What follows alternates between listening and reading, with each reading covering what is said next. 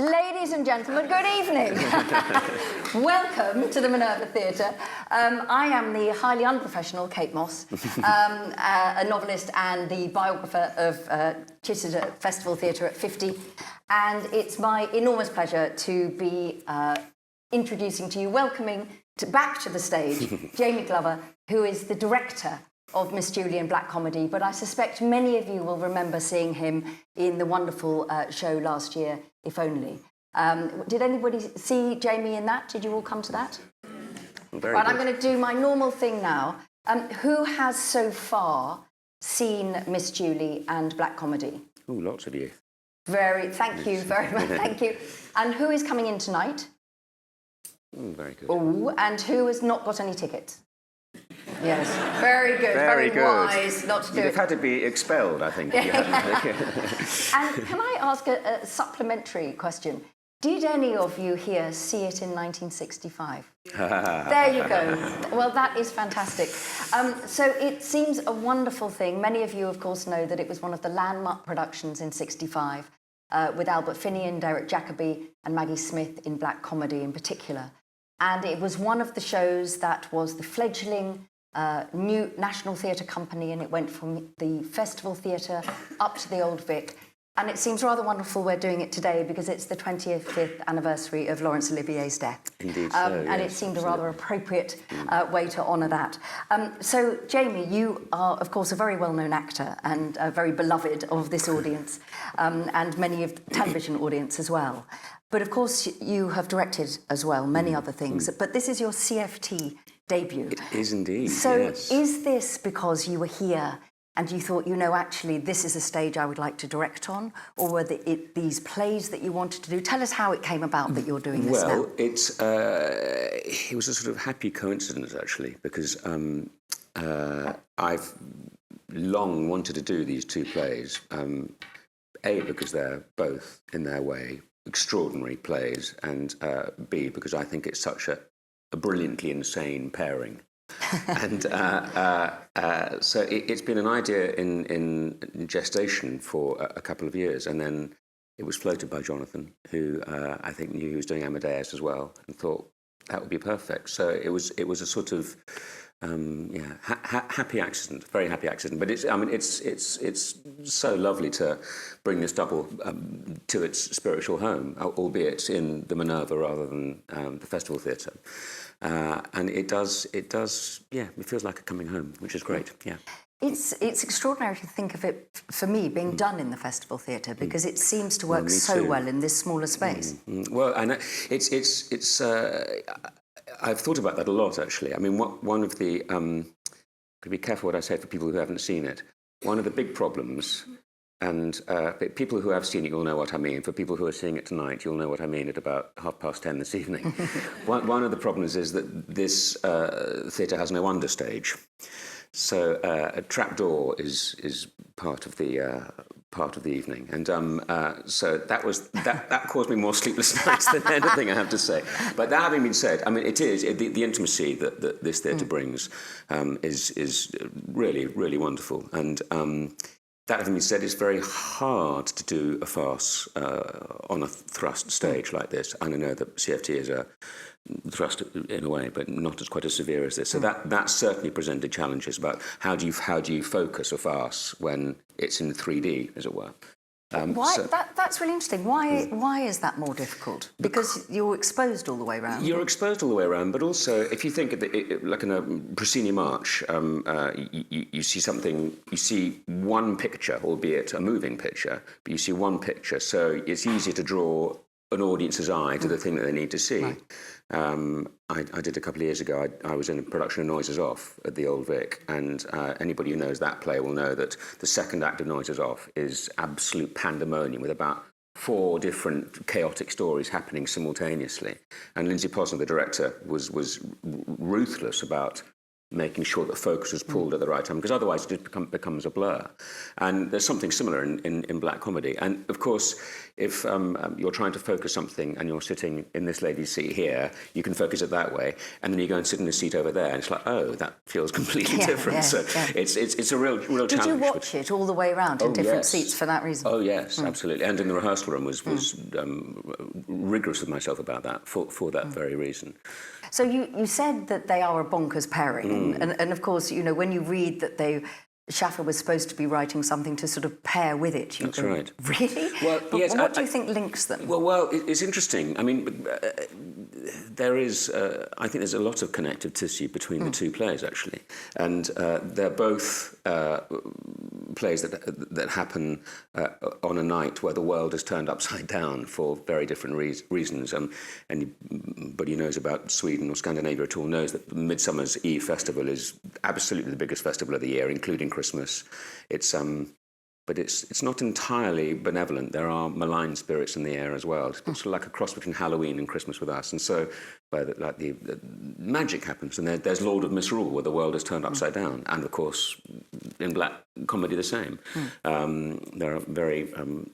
There are two people who are cheating on their fiancée in different plays. So there does seem to be absolutely a connected tissue between the two. And I felt that, because since I've had the idea of doing them together, I've always thought what a brilliant pairing that is. But until we did a run-through in the rehearsal room, I'd never seen it. Right. And because Jamie was not born in 1965, ladies and gentlemen, I'm just saying that. Yeah, I know. I'd never seen it. So it was when the music started for black comedy, I suddenly went, oh, I think it's brilliantly nuts. And I really do believe it works. And also Olivier loved pairings like this. Of course, as you know, he did Oedipus and The Critic. You know, he loved those insane pairings of. I think Tom Stoppard called this pairing the sorbet after the side of beef. and I think that there's something, certainly for the actors who are involved in both of them, but I hope for the audience, there's something of a sort of an acting Olympiad that you're attending, you know. And also, I mean, I'm tempted to say, but everybody knows I am partisan about Chichester, so I would say this, wouldn't I? But I think one of the things about the pairing, and certainly how you've directed them, I would say absolutely, is that the audience is clever. The audience gets it. A pairing doesn't have to be two people in bonnets in both plays. Completely correct. Because it's the emotional connections that matter, isn't it? That's and I right. think you've done that absolutely, made them work as a pair. Thank you very much. And I think, you know, I came in on the Wednesday night audience, and it was rolling about the aisles, and I gather last night was even more raucous. It was, yes. I mean, it's interesting. I mean, as you know, because you're such loyal theatre goers, that shows move dramatically in the preview period. And in fact, every director I've ever worked with said that they get their best work done in previews, and it's extraordinary. I mean, I'm always, every time I direct something, I'm always amazed by the stuff that an audience teaches you, you know, and you think, I think I've got a handle on this, and you see it through your eyes, and you go, how could I have missed that? That's blindingly obvious that they're not getting that, they're not understanding that. So, you know, and then you have to really set to work, and they've all worked very, very hard this last week, and it's been tough going. You know, it's been tough going, but I think has it been tough going because there is not a burden on repeating such a famous thing, but presumably even the most steady of actors and indeed directors is not unaware of the significance of this pairing at Chichester in this season. Yes. Yes. You know, is that partly what it is? Yes and no. I mean, it's just. I mean, to be honest, it's for people who for people who saw the original production, it will be a very different experience, I'm sure. But we tried not to burden ourselves with that too much. I mean, the big thing, to be honest, is how fiendishly difficult both of these plays are for very contrasting reasons. And there was a period about 2 weeks ago when I thought, this is an act of chutzpah that's got out of hand, directing these two plays. And of course, when it was done originally, there were two directors. Michael Elliott directed the Miss Julie, and John Dexter directed the Black Comedy. So it did seem like, a dare that had got out of hand. But isn't that, well, I don't know how you work it. When I'm writing, the moment at which I go, actually, this is the worst book ever. If I didn't have that, I would know that it was the worst book ever. Yes, no, absolutely. There's got to be that moment of doubt in order to find the deeper thing. That's exactly right. And I think any artistic endeavour worth its salt has to have a moment of crisis and something to break it. So it's been tough. But then everybody's worked really hard. But as I say, they're two fiendishly difficult plays for contrasting reasons. Miss Julie is by some distance the most emotionally layered and complicated play that I've either acted in or directed. And Black Comedy is it's like doing. It felt at times like doing a 1,000-piece jigsaw without the box. It's like... is it a cannon? Is it sunflowers? Who knows where this is going, One of those white puzzles, And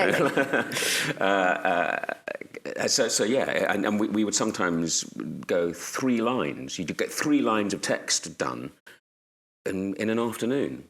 And you think, we're never going to get there. We're never going to get there. I mean, it's fiendishly difficult. Well, I mean, just separating them out for a moment. Miss Julie, 1888. 1888. There have been many different versions of it, many different interpretations. You're working with a new version by Rebecca Lenkowitz. How did you try to make it both, I want to say appropriate for a modern audience, but it's not quite the right word, but some of the things that were so startling about it in terms of women's sexuality being on stage and all of these things, nowadays that is less shocking, but the misogyny of it and the class stuff in it is still difficult. So how do you make that live, which I think you've done, with those actors without it seeming dated, I suppose? Well, it's a very good question. I mean, Rebecca and I talked about it before she went to do the adaptation, and we were both keen that the version that she do was not a modernising, that it was Strindberg. Patrick Marber did a wonderful play called After Miss Julie, which is a wonderful, wonderful play. And this is a compliment because it's what he was trying to do. He flattens out some of the kind of lumpier elements of Strindberg's play to make it more streamlined in the way that a modern audience expects. I think it's a beautiful play.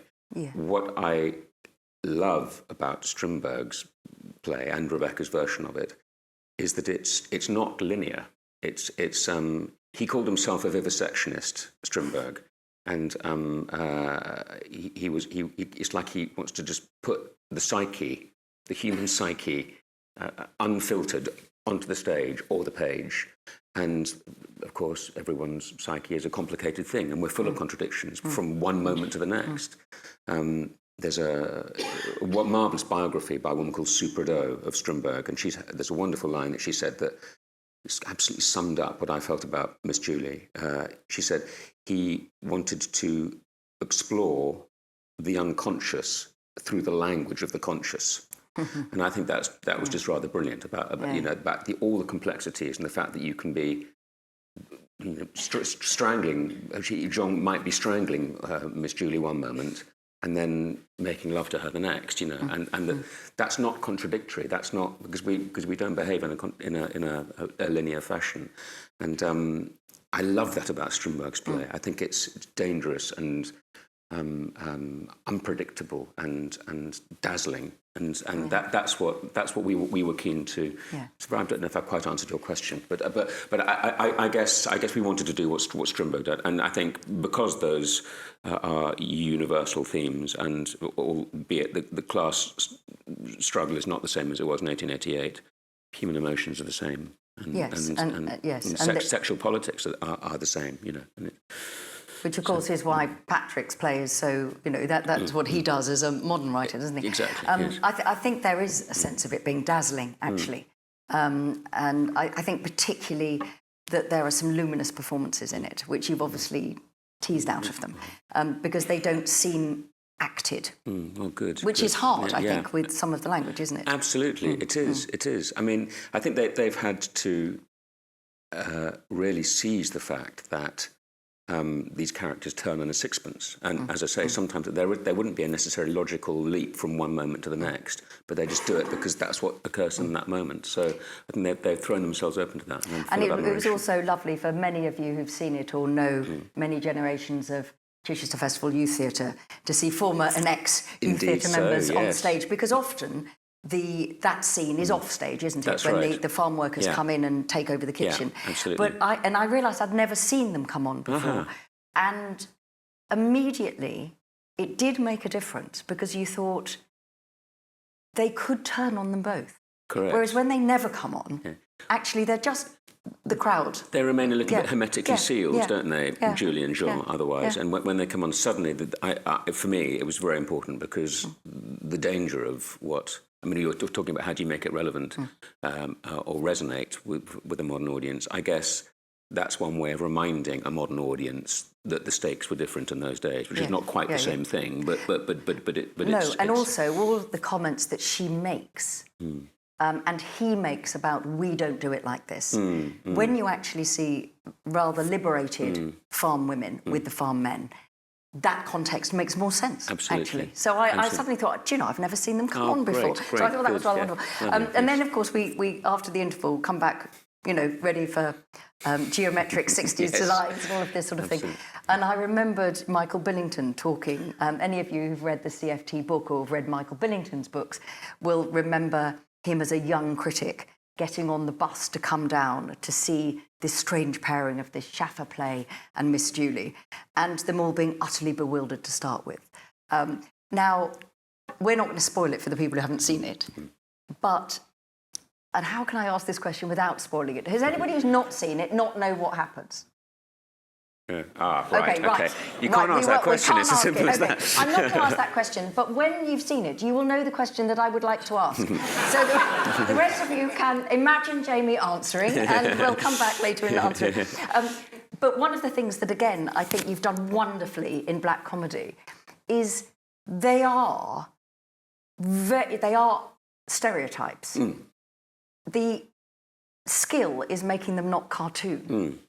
Now, did you let them go free to start with and be very farcical in 60s way and then rein them in, or did you not let them... How did you manage that? Because it's very well judged. Well, thank you. I think we were... Again, I was, at the outset, rigorous about making sure that we were always as real as possible. Are we not allowed to... I think we can say the conceit of the play. Can we not say the conceit of the play? It's not... It's very... I think you can make references to Chinese theatre. Yes, OK. And go no further. And go no further. It's that there are farcical things... I don't know how to talk about it if we don't know. Well, I think... Well, it's the sense that everything is upside down. That's the point, isn't it? I think we can say that the conceit of the play is that light is dark and dark is light. I think that's so that you are seeing things that in the character's world is happening in the dark, but you can see them because they're in the light, and vice versa. I think we're allowed to say that. We have to be able to say that. It's your show, mate. You can do what you want. We were absolutely rigorous about trying to make sure that all of the comedy business was real and rooted in reality, and I had a marvellous movement director and fight director called Kate Mosse, who I'd worked with on Noises Off, and we were ruthless with each other about saying that doesn't look like what would happen. And of course we did blindfold games and tried to explore what that would do. And I suppose the thing is that you either love farce or you don't, I suppose. I'm afraid I have never grown out of laughing when people fall over. Absolutely. I'm afraid. What's not to like? What's not to like? It's terribly vulgar. But what I loved is being in the audience, and I don't know if you all had this when you were in, was that you could see the terrible thing about to happen. That's right. And actually it made it funnier when it did, rather than, we knew that was going to happen. No, he he subverts it, doesn't he? Rather than taking you by surprise, he lets you in on the action about to happen. But how much of that is intrinsic in the text? It's saying the telephone wire gets called or how much of that is your gift as a director? But both. Right. Well, gift as a director, thank you very much. I sort of accepted that rather grandly, didn't I? Yes. No, both. I mean, he's there are things that we've invented, but he is fairly rigorous, and the player's been through extensive rewrites over the years with different productions. He's rewritten, and that was a bit of a struggle as well, trying to piece together which version to use and kind of conflate the ones that we thought were best. So no, we found stuff. We found there was some things that we couldn't quite do because of the nature of our stage, and we had to find alternatives. So that was a challenge. So that the lines are always supported by the visual comedy. Exactly, and that was. I really can't talk about it. If you this is great. This interview's gone so well, hasn't it? There were some of the dialogue that has to cover some physical action, making sure there was enough dialogue. And what hopefully is going to happen from now on is that laughter covers a lot of that. So it sounds like a natural conversation, but it's any gaps in the conversation are plugged with laughter. When you're doing it in a rehearsal room and nobody's laughing, and you do feel you're being about as amusing as leprosy, and it's I think this is just. But actually, that was the other thing as well, about which was very, very clear on the first night. I said to the cast, I think we spent the past 3 of the last 6 weeks building a boat and setting sail, and now the audience has to come and be the wind, and that's what happened. I mean, there's farce, like all comedy, but all comedies, but farce even more so than all comedies, has to be a participation with the audience. The audience is a huge, huge character in the farce, because, as I say, if there's silence, then... Yes, it falls. Yeah. And, of course, there's some wonderful... I mean, they're not cameos because they're proper roles, but Marcia Warren, a great favourite here. You could see, actually, just the moment she appeared in the doorway, the audience was trying not to laugh. She's amazing. Yeah. She's amazing. But just to return, because I know that there will be more questions sometimes than there are, so I want to make sure the audience has a chance for that. But you mentioned the fact that originally 2 different directors, back to the wonderful Olivier pairing, and you were doing both of them. So as a director, how do you plan your rehearsal schedule? Because you've got 2 actors that are in both, but it's not properly cross-cast in that way. You presumably have moments when you love Miss Julie more than black comedy and the other way round. So how do you get the best out of your 2 casts, but also keep yourself from going a bit mad, having to swap backwards and forwards? It's a really interesting question, and it was an ongoing equation, to be honest. My plan going into the rehearsal would be that I did 2 days on one and 2 days on the other, and then go over a weekend, and quickly became clear that it was too long away from the other one. So we ended up sort of roughly doing a day and a half, so doing a split day. But that presents problems because when you're in the world of black comedy in the morning and you're working out bits of physical business, and you go and have a sandwich and come back and suddenly you're in 1888 Scandinavia. Yes. You sort of you lose a bit of momentum. Yeah, so and the authentic voice of each. Yes, exactly. And it was tough for Sean and Rosie, who were in both. Sean particularly because he makes an earlier entrance in black comedy. Yes. And there's a lot of sitting around, and it was hard on them, and it was a grueling. I mean, it was a grueling rehearsal process, but also very, very good humoured and filled with people who are interested in exploring both worlds. So. And why did you decide to cast Rosalie and Sean in both? Because they're incredibly fine actors, so that's an obvious one. But in terms of that demand, so you felt it would be good to have a a little bit of a connection with I think company? that's exactly right. And, of course, Albert Finney and Maggie Smith did it in the original pairing. There does... I think you put your finger on it. I think to have that link between the two of them, there's something delightful when Sean comes on in Black Comedy. There's something delightful about the madness of that. The artistic neighbour. Exactly, the artistic neighbour, yes, exactly. And indeed, when Rosie comes on, you just go, oh, that's... I can't believe that an hour ago you were in a kitchen in Sweden. Do you know what it made me feel? Firstly, that I definitely would like to come back in towards the end of the run of Black Comedy and just see it, because I imagine the challenge will be it not running away with itself, rather than anything else. But I'm looking forward to that. But actually, because of the cross casting, I thought, very interesting to see Black Comedy first, and then take that very open sort of sexual performance that she can have as a 60s woman back into that 1888 play. Yes. So I'm looking forward to seeing it again. That way way around. Actually. It's funny. It seems, and I think we're right. It's always seemed obvious to me that you want the side of beef before you have the sorbet. But that having been said, I mean, there was a few people asked, which way around are you doing? And I said, well, of course we're doing that. And they said, oh, really? And it's like, oh, actually, but it sort of does make sense the other way. But I think you'd probably rather go out with a smile on your face than... Yes, exactly. Like, oh, my God, yes, oh dear. There's the ringing of the bell, particularly in Chichester. You don't want to go out on that. Final question from me. I mean, you've said it was gruelling and the demands of, half and half cast and you doing both of them.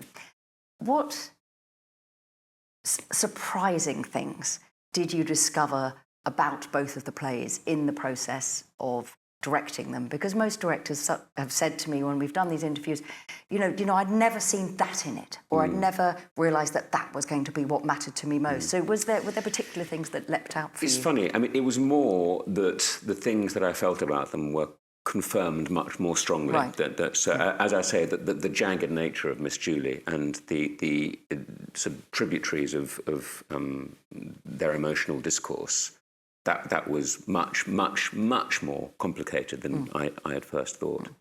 And he does extraordinary things, Trimbo. Like there'll be an issue that will arise between the two characters that isn't resolved before another one emerges. So you sort of try and chase down where that went, and you think, well, it hasn't gone anywhere. Just something else has transplanted it.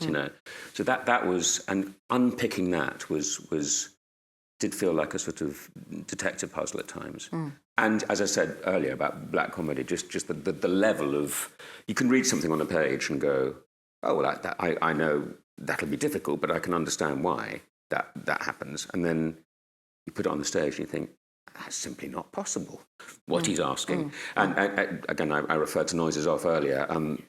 Has anyone ever read Noises Off?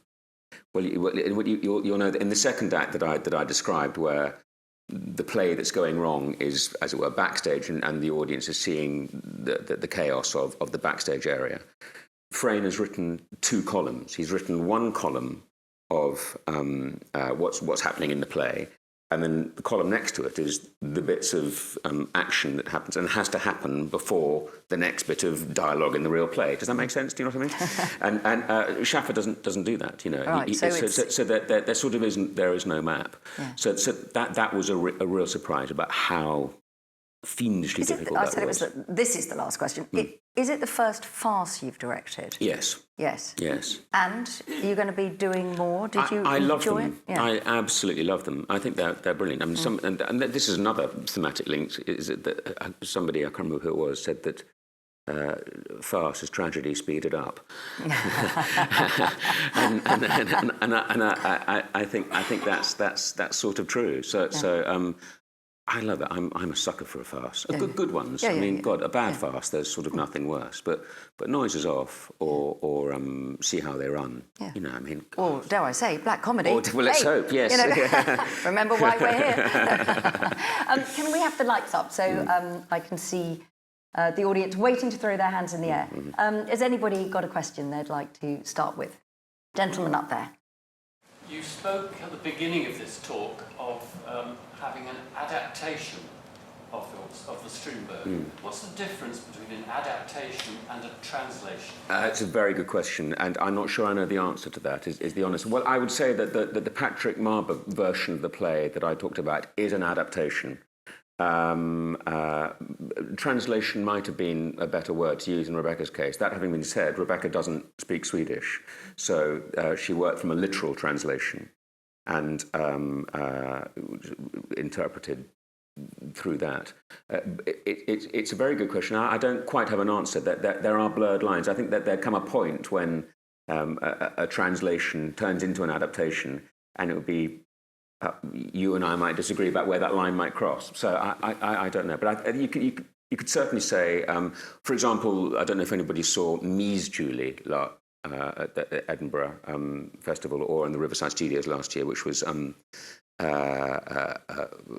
transplanted to South Africa. Yeah. An extraordinary evening. And it was Strindberg in all its themes, but it clearly wasn't Strindberg. So that would be an adaptation. But translation probably might have been the correct term and last year, or the year before maybe, there was a version, again, at the Young Vic, right. That had been moved to VE Day. So the idea, again, of the class barriers breaking down. I thought that was the Patrick Marber one. Was it in VE Day? But I think in terms of adaptation, in Chichester, the tradition used to be that if it was essentially, even if the author didn't speak the language, so they weren't directly translating it, an adaptation was essentially following the narrative arc of the original play. They weren't adding things in or taking them out. But once the current playwright, the contemporary playwright, started to interpose his or her own scenes, it turned into based on an idea by. Yeah. And Chichester in the early days followed that quite rigorously, because when we were putting the book together, we found it got very complicated with a lot of the descriptions, based on an original idea by such and such, adapted by such and such. And it was clearly part of people's contracts then, but I think it's, as you say, more blurred now. Yes. Thank you. Is there another question? At the back, thank you. I wonder if the audience know that there's a change of mood and a release through laughter coming, and if the actors know there's a release through laughter coming, does that change the kind of catharsis in the dark play? Because if that were the case, that's got huge implications for how we send people home on their knees after Lear or something, doesn't it? Yes. It's interesting. I think people do want to laugh after it, and I think it was very good. I am after the first preview, Jonathan Church came to see the preview, and we had 4 reasons that will become clear. I'm so not allowed to say anything. That will become clear to people who see it tonight. We wanted to restate the audience. The audience requested to turn off mobile phones, and it was rather serious the second time round. And Jonathan said, "You've got to have a wittier announcement, because you've got to let people know that it's okay. Something's about to change." But I think there is definitely people want to laugh. Is that what you mean? Is that yeah? But I mean, that's really interesting that was only added in, because I sat there thinking, God, that's a brilliant idea. Jonathan Church. Well, there we are, having that sort of, 60s, That's right. that sort of thing. Yeah. I mean, I'm always astonished at how the need to laugh in a theatre, when you're watching quite serious play and something even mildly amusing happens, and people want to laugh quite a lot, that sense of release. But I think your question is a really interesting one, because it's more, isn't it, that I sort of understood you to mean this, that is there any danger at the end of Miss Julie that we're about to have a good time sneaks in, rather than it keeping dark? I see. So I misunderstood. Well, no, I might be misunderstood. I just think that's a really quite interesting question about whether the actors are getting ready to take the breath and jump, I think... Well, we'd have to ask them, but I suspect not. I mean, there's an emotional velocity to Miss Julie that I think they have to stay inside, and I think probably they they don't prepare for the next bit. Is my guess, and they certainly never said they do. And every time I've seen it, and I come back after the interval, and I see the set for Black Comedy, I think, oh, blimey. Those poor people have got to come out and do this now. But it's interesting. This is not quite an answer to your question, but I spoke to Derek Jacobi about it, and he said there was definitely a willingness to laugh, and they were very much helped on the first ever preview of Black Comedy. There was, for those of you who have seen the play, and for those of you that the third line of the play is, it doesn't matter why, is suppose Harold comes back. And apparently Derek said that there was about to be a general election with Harold Wilson. And the house went boom! Oh my God, that's extraordinary. You could change it to Dave. Exactly. This time next year, since you've just done that play last year. If only, for absolutely. Absolutely. But that's brilliant, isn't it? I mean, that's who'd know about that unless you knew? Do you know what I mean? No, and also how wonderful that you would be directing this here in this very iconic production in this very important year for CFT, and that you're actually talking to the man who was, originally there, because actually he played the lead role. He did. It's just because of the pairing of Albert Finney and Maggie Smith he's always talked about. That's right. But actually, it was Derek that carried that, wasn't it? It was, and it was. I mean, I think it's fair to say that it was the play that made Derek Jacobi Derek Jacobi. I mean, he'd been a very promising and prominent young member of the Young National Theatre under Olivier. I think he played Cassio, hadn't he, yes, in Othello, and other nice parts. But Brinsley was his first, full lead. And boy, he obviously seized it. Yeah. Yes, absolutely. Well, a lot of careers started here, I think. Absolutely. Is there a last question? Lady there. I know Peter Shaffer is very elderly, but I wondered if you'd actually spoken to him before you started directing, and is he likely to come and see the play? He's been. He was here last night. He came to the first preview, and he came to two previews, in fact. Yeah, and yes, I did, absolutely, and very, very helpful it was too. He is elderly, so I think he found too much conversation about it a bit tricky, but he was incredibly supportive and helpful, and there were questions that I had that he was able to answer for me, which was a great relief. But he's been around and very, very supportive, and I hope he'll be back. Yeah. Well, I mean, that was a terribly helpful question, because it sounded like a plant, madam, really, because we have come to the end of our time. But what I was going to say before we wrapped up this evening is that, as you all know, this is part of a celebration of Peter Shaffer's work. It is an enormous day tomorrow, when the first performance in the refurbished Festival Theatre will happen. It is astonishing that so much has happened in such a short amount of time, really. There is a lovely comment that Rupert, I don't know where Rupert's gone here, who runs education, said that he overheard somebody saying they're not sure if it's going to be ready in time because they put the tent back. It is Billy Smart's circus, obviously, which is rather wonderful. So I know many of you will be going in, but you'll be given these on the way out.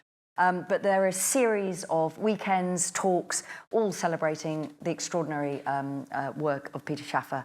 And, of course, Amadeus is the first show over there, directed by Jonathan Church, whose contribution we now know to Jamie's directorial debut at CFT is the mobile phone announcement, which is that's proper artistic director work, Absolutely. I think.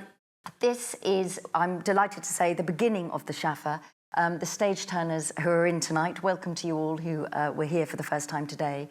I think everybody... I haven't asked Jamie about the reviews because artists don't tend to ask other artists about reviews, but you will all know that the reviews have already been astonishing and wonderful and a brilliant way to commemorate this iconic production. So there will be a post-performance talk about this on the 5th of August. As you know, you don't have to have gone in that night, but if you want to come, you still have to reserve a ticket, so do that. There will be a pre-performance about Amadeus with Jonathan Church, which I am supposed to be doing, but I am going on holiday. So I am really sad to be missing the first one, which is next Wednesday in the Festival Theatre. But the wonderful Daniel Rosenthal, who wrote the National Theatre at 50, is going to be doing that instead. But I'll be doing the post-performance for Amadeus on the 31st of July. But for now, we're going to give the theatre back to the players, as we always do. But could you please give an enormous thank you to the amazing Jamie Glover. Jamie.